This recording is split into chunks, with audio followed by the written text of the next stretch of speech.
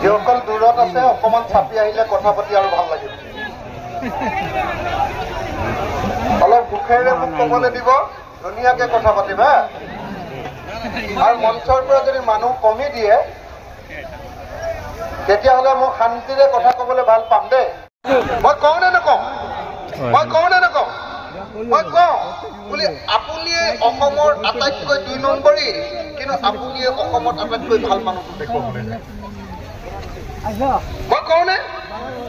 মই কওঁ বোলো সাৰদা কেলেংকাৰীটো আপুনি, লুই বাজাৰ কেলেংকাৰীটো আপুনি, উত্তৰ কাছাৰৰ 1000 কেলেংকাৰী 1000 কোটি টকাৰ কেলেংকাৰীটো আপুনি, APSC কেলেংকাৰীটো আপুনি, আপুনিয়ে সব কেলেংকাৰীবিলাকত আপুনি তাৰপিছত আপুনি কয় যে অসমত APSC কেলেংকাৰী শেষ কৰিছো মই বুলি আপুনি এনে ২ নম্বৰী তাল পাম বজায়।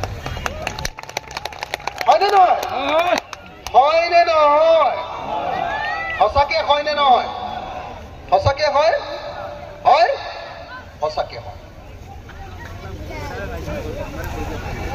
মোক ধৈৰ্যৰে একদম এটাকে ক'বলৈ দিয়ক, মই ধুনীয়াকে চব কথাই কম, একদম ধুনীয়াকে। অলপ যদি বহল আহল কৈ দি ধুনীয়া কৰি দিলেহেঁতেনতো আৰু ভাল লাগিলেহেঁতেন।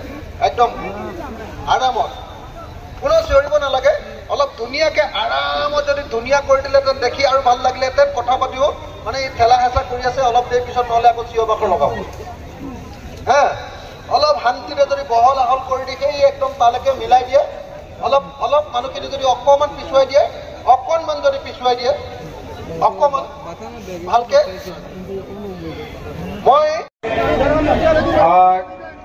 কৃষক মুক্তিৰ পৰা ৰাইজৰ দললৈ যোৱাৰ পাছত আচলতে আপোনালোকৰ এই অঞ্চললৈ মই অহাই নাছিলোঁ। এই প্ৰথমবাৰৰ কাৰণে ৰাইজৰ দলৰ সভাপতি হিচাপে আপোনালোকৰ অঞ্চললৈ আহিছোঁ আৰু মই ৰাইজৰ দলৰ সভাপতি হিচাপে প্ৰথমতে আপোনালোক সকলোকে নমস্কাৰ জনাই লৈছোঁ। শ্ৰদ্ধেয় ৰাইজ, অসমৰ মানুহৰ অৱস্থা এই সময়ত খুব বেয়া হৈ আছে। আটাইতকৈ ডাঙৰ অৱস্থাটো হৈছে যে বস্তুৰ দাম ইমান বাঢ়িছে যে মানুহ চলিব নোৱাৰা অৱস্থা হৈছে। আজিৰ দিনটোত চৰকাৰে মূল্য বৃদ্ধি ৰোধ কৰিবৰ কাৰণে মূল্য বৃদ্ধি কৰা মানুহবিলাকৰ বিৰুদ্ধে অভিযান চলোৱাৰ প্ৰয়োজন আছিলে। গাঁৱে গাঁৱে স্মাৰ্ট মিটাৰ লগাই সকলো মানুহক লুণ্ঠন কৰিব খুজিছে, তাৰ বিৰুদ্ধে গাঁৱে গাঁৱে প্ৰতিবাদ হৈছে। চৰকাৰে স্মাৰ্ট মিটাৰ বন্ধ কৰিব লাগিছিলে, মূল্য বৃদ্ধিৰ বিৰুদ্ধে অভিযান চলাব লাগিছিলে, কিন্তু যেতিয়াই চৰকাৰৰ বিৰুদ্ধে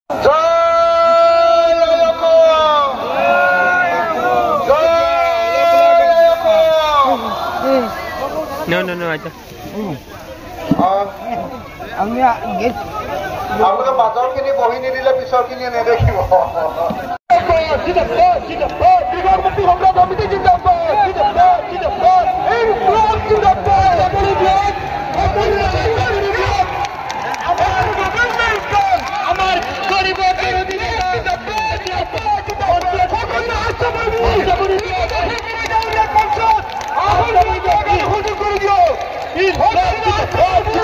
আমাৰ চাচা জাবিৰ ভাই আইছে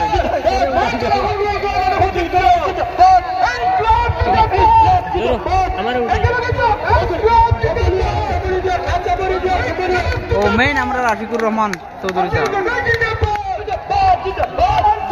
সকলেৰ সুপৰিচিত ব্যক্তি ৰাইজৰ দলৰ সভাপতি তথা কৃষক মুক্তি সংগ্ৰাম সমিতি আমাৰ ভলণ্টিয়াৰসকল লাইনত থিয় হ'বলৈ অনুৰোধ জনোৱা হ'ল। আমাৰ ভলণ্টিয়াৰসকল ৰাস্তা মুকলি কৰাত সহযোগিতা কৰাৰ কাৰণে অনুৰোধ জনোৱা হ'ল। সকলো ৰাইজে ৰাস্তা মুকলি কৰি দিয়াৰ কাৰণে অনুৰোধ জনোৱা হ'ল। ৰাস্তা মুকলি কৰি দিয়াৰ কাৰণে অনুৰোধ জনোৱা হ'ল। ভলণ্টিয়াৰসকল রাস্তা মুকলি করে দেওয়ার কারণে সহযোগিতা আগবঢ়াব অখিল গগৈ জিন্দাবাদ জিন্দাবাদ জিন্দাবাদ অখিল গগৈ জিন্দাবাদ জিন্দাবাদ জিন্দাবাদ মুক্তিৰ সংগ্ৰাম সমিতিৰ মুখ্য উপদেষ্টা অখিল গগৈ জিন্দাবাদ জিন্দাবাদ জিন্দাবাদ ৰাস্তাখন আপোনালোকে অকমান দখল কৰি দিয়ক নিশ্চয় আপোনালোকে এইখন মঞ্চটো দেখা পাব শ্ৰীযুত অখিল গগৈ ডাঙৰীয়াক গতিকে আপোনালোকে সহযোগ কৰক ৰাস্তা অকমান দখল কৰি দিয়ক তেতিয়াহ'লে আমাৰ আমন্ত্ৰিত বিধিগৰাকী সোনকালে মঞ্চলৈ আহিব পাৰিব ভলণ্টিয়াৰসকলে সহযোগ কৰক ভলণ্টিয়াৰসকল য'তে আছে আপোনালোকে সহযোগ কৰক ৰাস্তা মুকলি কৰি দিয়ক ভলণ্টিয়াৰসকলে সহযোগ কৰক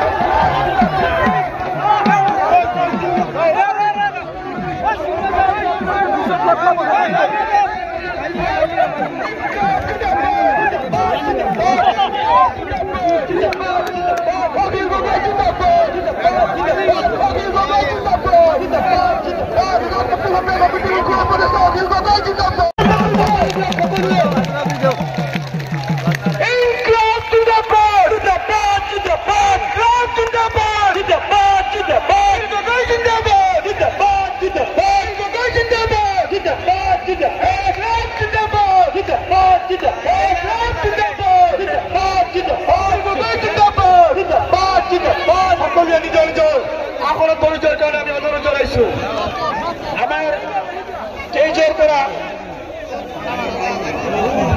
আমাৰ ৰাইজত যিসকল ব্যক্তি আছে আমাৰ অতিথিৰ বাহিৰে সকলো ৰাইজক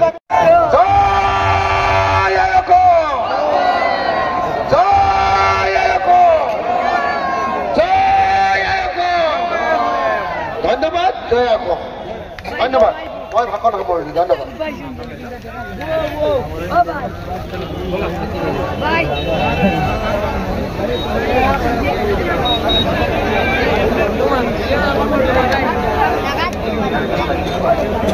মুক্তি সংগ্ৰাম সমিতি জিন্দাবাদ অখিল গগৈ জিন্দাবাদ অখিল গগৈ জিন্দাবাদ জিন্দাবাদ